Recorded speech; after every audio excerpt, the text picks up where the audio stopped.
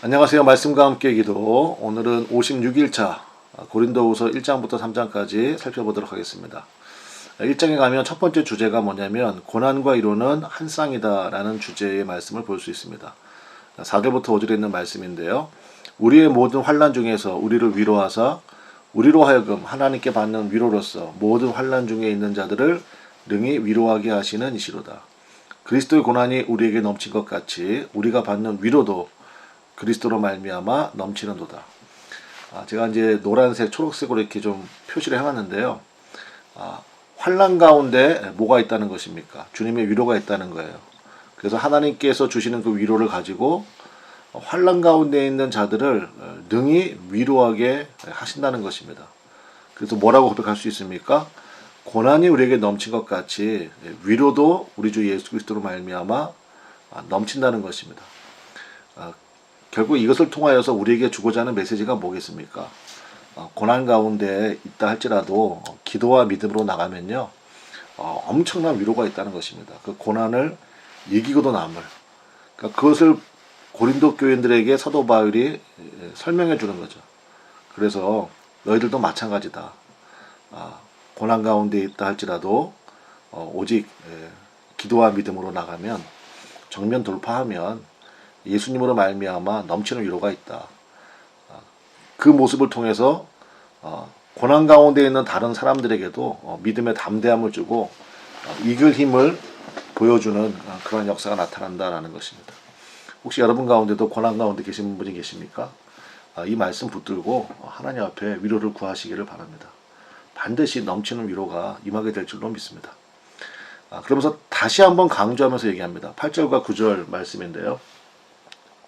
형제들아, 우리가 아시아에서 당한 환난을 너희가 모르기를 원하지 아니하노니 힘에 겹도록 심한 고난을 당하여 살 소망까지 끊어지고 우리는 우리 자신이 사형 선고를 받은 줄 알았으니 이는 우리로 자기를 의지하지 말고 오직 죽은 자를 다시 살리시는 하나님만 의지하게 하심이라. 여러분, 이게 그 사도 바울이 이제 자신이 현재 당하고 있는 고난을 이렇게 설명하고 있잖아요. 살 소망까지 끊어졌고 사실은 이게 끝이다 이렇게 생각을 했다는 거예요. 사형 선고를 받은 것 같았다. 이제 끝이다. 뭐 이런 느낌을 받았다는 거죠. 근데 여러분, 고난 가운데 있을 때요. 그러면 우리가 믿는 사람으로서 당연히 기도하겠다 생각하지만 사실은 그렇지 않습니다. 고난 가운데 더 강팍해지는 사람도 있고요. 더 마음의 문을 닫아버리는 사람도 있습니다. 고난이 더 고집과 아집으로 나간 사람도 있거든요. 그래서 믿음은 참 반응이 중요한데 사도 바울이 우리에게 권면하는 내용은 뭡니까? 이런 고난 가운데 있을 때, 진짜 고난이 극심할 때 자기를 의지하지 말라는 것입니다. 그리고 오직 죽은 자를 다시 살리시는 하나님만 의지하라. 그러니까 부활의 능력이 누구에게 있습니까? 하나님께 있잖아요. 그래서 어떤 상황에서도 하나님만 의지하는 믿음이 바로 이 고린도 교회의 근본이 되길 바라는 사도 바울의 마음이 이제 표현되어 있다. 우리가 이렇게 말씀을 이해할 수 있겠습니다. 자, 두 번째로 넘어가게 보면 두 번째 주제는 뭐냐면 바울의 고린도 교회 방문 취소에 대한 대적자들의 공격에 대한 반론 이야기가 나옵니다. 그래서 여러분, 이게 15절부터 이어지는 우리 1장 끝까지 말씀은요. 사실 우리가 주로 보는 성경이 개역개적 성경이잖아요. 개역개정으로 읽으면요. 참 이게 이해하기가 좀 쉽지가 않습니다. 그래서 제가 여기 써놨는데 다양한 버전의 성경을 좀 읽으시면 좋겠습니다. 그래서 제가 이게 사이트를 하나 그냥 해놨거든요. 그래서 이 사이트에 가시면요, 우리 개역개정, 우리가 주로 보는 개역개정 성경과 비교해서 볼 수 있는 성경들이 이제 대역 성경이라고 부르는데 굉장히 많이 있습니다. 영어 성경도 있고, 그다음에 뭐 중국어도 있고, 일본어도 있어요. 그래서 여러분 거기 꼭 참조하시면 좋겠습니다. 비교해서 읽으시면요, 훨씬 이해하기가 쉬울 것이다. 거기에는 이제 새번역하고 현대인 성경이 있는데 한번 비교해서 읽어보십시오. 제가 좀 이따 예를 하나 들어드리겠습니다. 자, 먼저 사도 바울의 고린도 교회 방문 취소에 대한 대적자들의 이야기들이 뭐냐면 일단 상황을 설명하고 있습니다. 15절부터 16절에 보면 내가 이 확신을 가지고 너희로 두 번 은혜를 얻게 하기 위하여, 그러니까 두 번 가고자 했다 그 얘기입니다. 먼저 너희에게 이르렀다가, 그러니까 고린도 교회에 이르렀다가 너희를 지나 마게도냐로 갔다가 마게도냐는 북쪽이고 고린도 교회는 남쪽이에요. 남쪽이 아가야 지방이라고 그러잖아요. 그러니까 마게도냐로 갔다가 다시 마게도냐에게서 너희에게 가서, 그러니까 북쪽에 있는 마게도냐 교회, 주로 이제 빌립보 교회나 아마 데살로니가 교회일 겁니다. 거기서부터 다시 남쪽에 있는 너희 고린도 교회에 가서 너희의 도움으로 유대로 가기로 계획하였으니, 그러니까 처음에는 고린도 교회를 2차례 방문하기로 계획했었다는 것입니다. 근데 결국 못 갔어요. 그러니까 이제 대적자들의 공격이 나옵니다. 그 공격 내용이 뭐냐면 바울은 우유부단하다. 두 번째, 자신의 말한 것도 지키지 않는다. 그래서 사도권이 없다. 뭐 이런 식의 공격이 있었다는 것입니다. 그래서 17절 내용이 이건데, 이렇게 계획할 때 어찌 경솔히 하였으리요. 그러니까 바울 스스로의 이제 계획 취소가 된 것에 대한 이제 그 설명이 되겠죠. 혹 계획하기를 육체를 따라 계획하여 예예하면서 아니라 하는 일이 내게 있겠느냐. 그러니까 사실 잘 이해가 안 가는데, 이 부분을요, 제가 아까 말씀드린 그 사이트에 가셔서 새로운 버전의 성경을 한번 대역해서 보시면, 저 여기다 이제 새번역 성경을 써놨는데 한번 읽어드리겠습니다. 똑같은 구절인데, 내가 이런 계획을 세운 것이 변덕스러운 일이었겠습니까? 또는 내가 육신의 생각으로 계획을 세우기를 아니요 하려는 속셈이면서도 예 하고 계획을 세우는 것이겠습니까? 조금 더 이해가 쉬우시죠? 그래서 성경을 읽다가 내용이 좀 어렵다 그러면 성경 어려워 그리고 포기하지 마시고요. 하나님께서 우리에게 다 준비해 주셨습니다. 우리가 찾기만 하면 돼요. 다 준비해 주셨습니다. 그러니까 제가 말씀드린 것을 잘 활용하시면 묵상하는데 훨씬 도움이 되리라 생각됩니다. 물론 개역개정 성경만으로 충분한 것은 이제 그걸로 하시면 되는데, 읽다가 이해가 안 되시면, 이게 무슨 말이지? 이해가 안 되시면 이렇게 다른 번역본들을 참고하시라. 굉장히 좋은 방법이다. 저도 성경 연구할 때요, 한 6, 7가지를 펴놓고 합니다. 굉장히 이해가 훨씬 정확하게 되니까요. 저는 이제 말씀을 증거하고 또 설명해야 되는 그러한 사람이니까 그렇게 하는데, 뭐 그렇게까지는 안 하셔도 되고요. 여러분들께서는 하시면 좋지만, 이제 말씀을 읽다가 이해가 안 되면 그런 방법을 적극 제가 여러분에게 권면해 드립니다. 그러면서 3번 방문 취소 이유는 왜 안 갔냐면 너희의 아픔을 덜어주고 배려하는 차원에서였다는 것입니다. 그래서 23절에 내가 내 목숨을 걸고 하나님을 불러 증언하게 하시노니, 그러니까 좀 이렇게 바울이 세게 얘기하는 거죠. 내가 맹세하건대 이런 거죠. 근데 성경에 맹세하지 말라고 되어 있으니까 하나님이 증인이시다. 그러면서 하는 얘기가 뭐냐면 내가 다시 고린도에 가지 아니한 것은 너희를 아끼려 함이라. 그러니까 배려 차원에서 했다는 것입니다. 그러면 2장에는 도대체 무슨 배려였는지가 얘기가 나오겠죠. 자, 우리 2장으로 한번 넘어가 봅시다. 자, 2장에 가시면, 자, 4절입니다. 내가 내 마음에 큰 눌림과 걱정이 있어 많은 눈물로 너희에게 썼노니 이는 너희로 근심하게 하려는 것이 아니요 오직 내가 너희를 향하여 넘치는 사랑이 있음을 너희로 알게 하려 함이라. 그러니까 이제 많은 눈물로 너희에게 썼노니, 그러니까 고린도 교회, 제가 이제 고린도후서 개요할 때 말씀드렸죠. 사실은 사도 바울이 고린도 교회에 보낸 편지가 4편이 있다. 근데 1번 편지 유실됐고요. 2번 편지가 고린도 전서고요. 3번 편지가 지금 여기에 나오는 그 편지고요.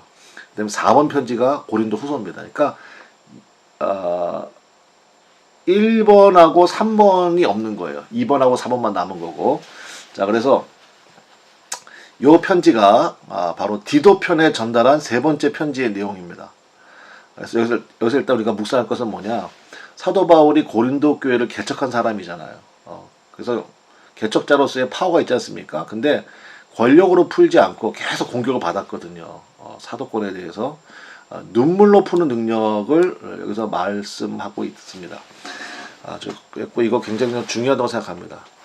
저도 개척 초기에요. 정말 설교할 때마다 많이 울었어요. 그래서 어떤 성도는 저보고 이제 고마운 좀 오세요. 울보 목사님 이렇게도 부르고 그랬는데, 근데 제가 요즘에는 안 울어요.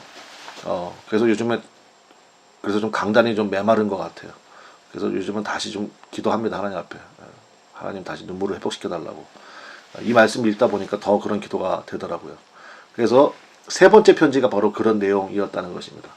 그래서 결국 이 편지를 인해 가지고요 문제가 좀 풀렸습니다. 풀렸고 고린도 교회 교인들 성도들도 오해도 풀고 그러니까 온다고 그랬다가 왜 안 온대? 그게 아니라 편지를 받고 나서 이제 깨닫게 되었고 오히려 사도 바울을 대적하는 사람들을 좀 교회에서 뭐라 그럴까요? 징계하는 그런 방향으로 나갔거든요. 그래서 이제는 그 내용을 듣고 6절부터 11절까지 내용이 뭐냐면 그 사람을 용서하라는 것입니다. 근심하게 한 그 사람을 용서하라는 내용입니다. 7절부터 8절에 보면 그런즉 너희는 차라리 그를 용서하고 위로할 것이니 그가 너무 많은 근심에 잠길까 두려워하노라. 그러므로 너희를 권하노니 사랑을 그들에게 나타내라. 그러니까 그렇죠. 차라리 그를 용서하고 위로하라. 그러니까 사도 바울이 온다고 그랬다가 안 온다고 뭐 그래서 막 대적하고 뭐 우유부단하네. 뭐 하나님의 뜻이 그렇게 뭐 변하니 뭐 이러면서 막 별의별 얘기를 다 했을 거 아닙니까? 거기에 대해서 이제는 그를 용서하고 위로하라 라는 권면을 하고 있습니다.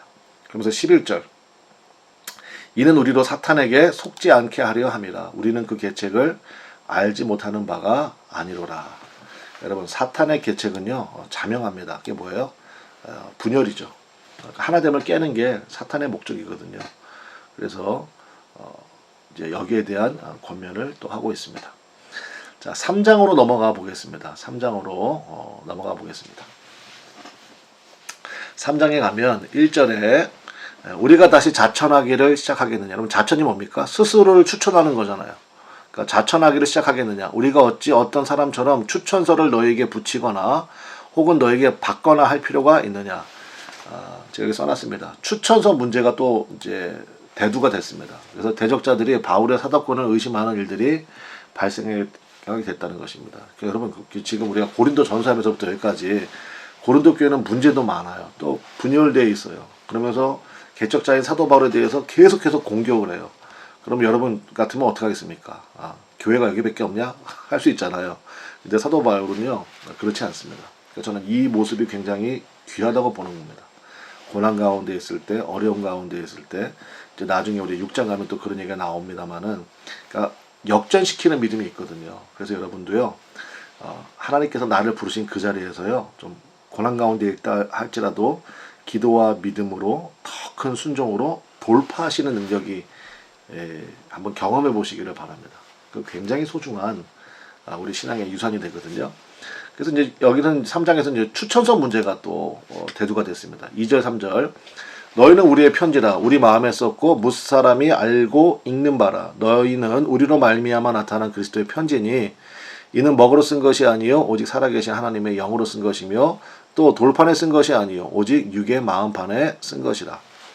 바울은요 자신의 사역의 결과로 먹으로, 그러니까 여기서는 돌판이란 말이 있는데 십계명을 얘기하는 거죠. 그러니까 율법으로가 아니라 살아계신 하나님의 영, 그게 바로 뭡니까? 성령이죠. 성령으로 고린도 교인들의 마음이 변화된 그 모습이 진짜 추천서가 아니겠느냐. 사도 바울이 개척한 교회가 고린도 교회라고 그랬고 그 문제 많고 탈 많은 교회가 변화된 그런 모습이 나타났잖아요. 그러니까 성령의 역사가 있었잖아요. 은사도 많이 임했잖아요. 그러면 됐지 무슨 추천서가 필요하냐. 이제 그 이야기를 하는 것입니다. 그러면서 굉장히 중요한 이제 말씀이 증거가 되는데 그게 바로 뭐냐. 새 언약의 일꾼이라는 단어가 나옵니다. 그러면 문제와 갈등 속에서요. 의도치 않게 진리가 꼽히고 있습니다.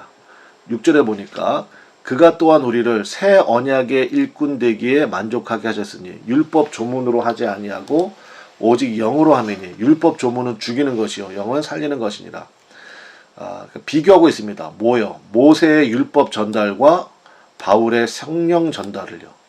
그래서 율법은 소중한 것이잖아요. 그런데 율법은 사람들에게 순종할 수 있는 능력을 줄 수가 없기 때문에 율법은 생명을 주지 못합니다. 그러니까 죄를 깨닫기만 할 뿐이에요. 이거를 하면 안 되는구나.